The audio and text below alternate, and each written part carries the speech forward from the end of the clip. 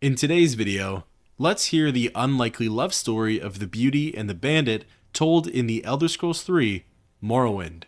As per usual, the information and facts provided are brought to you by the game itself and the unofficial Elder Scrolls pages. The tale begins with an adventurer wandering along the road in the Ascadian Isles.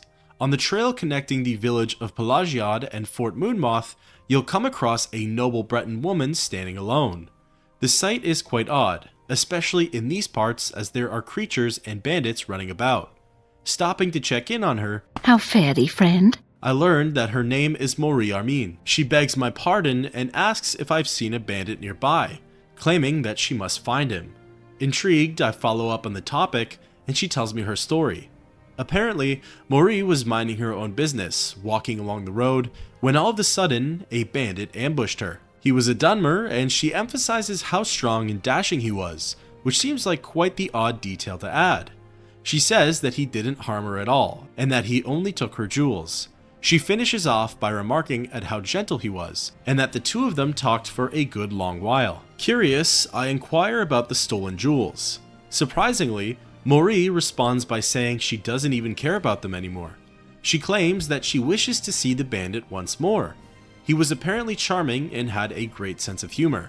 She stumbles on his name a bit before uttering Nalo Sanmar, a title that will stay with her forever, as she puts it.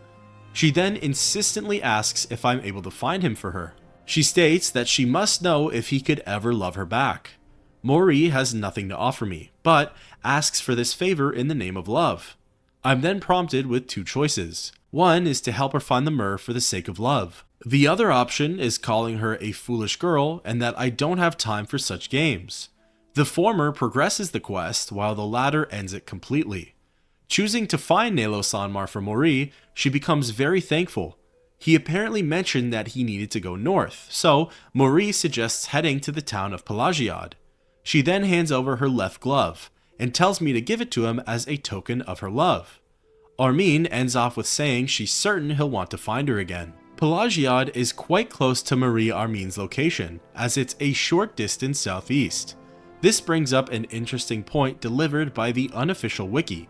Marie claims that he went north, yet tells me to try and find him in the south. I wonder if this was just an internal writing error, or if perhaps Marie was meant to be placed somewhere along the road before Pelagiad, just after Seydanin. Or maybe she just wants me to gather information about him from the locals of the area, as this was his last known location. It's a little unclear. Either way, the road back is largely uneventful and quite short. Wandering into town, I'm not exactly sure where to begin looking for Nalos. Thinking it best to ask a local about it, I approached the Nord, Kunthar, and began speaking with him. He welcomes me to town and asks what brings me to Pelagiad. I inquire about Nalo Sanmar. Kunthar tells me that he's seen him around here before. He's a quiet man and mostly keeps to himself. Kunthar isn't quite sure what Nalos does for work or in his free time, stating that he isn't too familiar with that about the elf. He then suggests that I check the local tavern, as it attracts all types of characters. Nalos could be in there, or maybe someone else has more information on his whereabouts. I look to my side and notice that the halfway tavern is right there. Entering inside, I make the rounds on the ground floor, checking each guest for their name. Finally, in the back, standing by the counter is a male dark elf who introduces himself as Nalo Sanmar. He says that he's happy to help me and that people here in Pelagiad are quite friendly. Bringing up the topic of Nalos, he reiterates that that's him and asks what I wanted. I then hand him over Marie's left glove. He's shocked and finds it quite odd. He's dumbfounded that a lovely woman such as herself would want to get involved with a rogue like him. He compliments her, calling her beautiful and sweet. He states that for the first time in his life, he feels remorse for robbing someone. He then remarks that he should see her again and hands me over a note. Nalos wants me to pass it to her, and says that he must see her again, as well as he won't forget what I've done here today. Inquiring about the note, he thinks that she'll be happy with its contents. Exiting the conversation, I decided to be nosy and take a look at what he had written. The note reads, "Marie, truly I was enchanted with you from the moment I saw you. I beg your forgiveness for my past transgressions. While I cannot imagine what a woman of your beauty and breeding would see in a rogue such as me, I thank the gods you have sent for me. I will come to you as soon as I can. Until then, yours, Nalos. Letter in hand, I hurried back to Marie Armine along the Ascadian Isles Road. Should you need something, I will be happy to oblige. She greets me by saying she must find the bandit, reiterates that he must be in Pelagiad, and that perhaps he'll come back to find her. I give her the letter and she's ecstatic about him writing. She thanks me dearly and insists that I really didn't have to do all this for her. She says I'm clearly a good person and that I should visit her friend, Emuset Brachus, in Tel Aran. Brachus is apparently also a good person, and Maury thinks that the two of us would get along well. The road to Tel Aran is quite a long one from here. Pelagiad is on the southwestern end of Vardenfell, while Tel Aran is on an island to the east.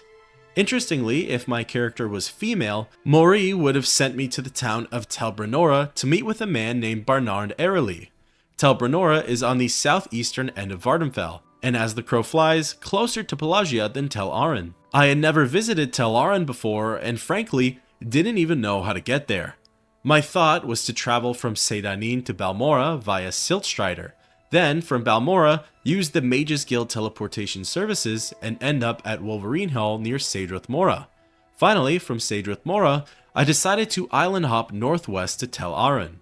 This was my first time laying eyes on the towns and settlements in this area. To be honest, I really liked their aesthetic and layout. Certainly a lot more than the likes of Alderun, Nissus, and Balmora. Crossing over deserted islands and battling enemies, I finally arrived at the town of Tel Aran. It took me a little bit to find Emuset's establishment of the plot and plaster. Entering inside and descending to the lower level, I finally had found my person of interest. So what's this regarding? She opened up by saying she didn't know me and asked what I had wanted. I brought up the topic of Maury, and she remarked at how I was the one to bring her and Nalos together. Apparently, nothing has been heard or seen of them ever since. But the bards are allegedly singing songs of their love. She congratulates me on my efforts and hands over 3 exclusive Restore Health potions as a token of her gratitude. Inquiring any further about the pair, Emuset says she's sure they're happy. The potions in of themselves aren't so bad. They restore 40 points of health on self for 5 seconds. Are they worth traveling halfway across the island for? Well, you can be the judge on that one. This is as far as the quest takes me. Emuset is correct in that both Maury and Nalos have disappeared from the game entirely. They're no longer in Pelagiad, and there's no word on their travels or current location. Apparently, there is a rumor around Pelagiad regarding them though. While Emuset seems to think that the two of them are off on their permanent honeymoon, the townsfolk speak otherwise. They say, "I've heard the bards singing of how the rogue stole the lady's heart. Amazing stuff, but I don't believe a word of it." And to be honest, this is more or less my viewpoint as well. I think Nalos' character mixed with his occupation makes Maury in for a dangerous time in his company. He's a self-proclaimed rogue while she seems to be rather naive. I wonder if Nalos really did fall in love with Maury, or if this is just some long con to steal more from her or to trick her in any way. I believe it to be even more concerning that their whereabouts are unknown, and it really does make me fear the worst for Maury. Regardless though, these are questions that will never be answered and are left to only speculate on. According to the unofficial Elder Scrolls wiki, this quest becomes unfinishable if Maury or Nalos are killed before delivering the note back to her. Also, if Barnan or Emuset are killed before getting the reward, the quest is also rendered unfinishable. This quest is most likely intended to push new players to explore the island of Vardenfell. Maury is located relatively close to the starting area of the game, whilst the final destinations of Tel Aran and Tel Brenora are further out on the island. The health potions are a generous bonus, but it's getting to see Vardenfell, interacting with its NPCs, and experiencing all that it has to offer that truly makes the beauty in the bandit shine. Until next time, keep on adventuring.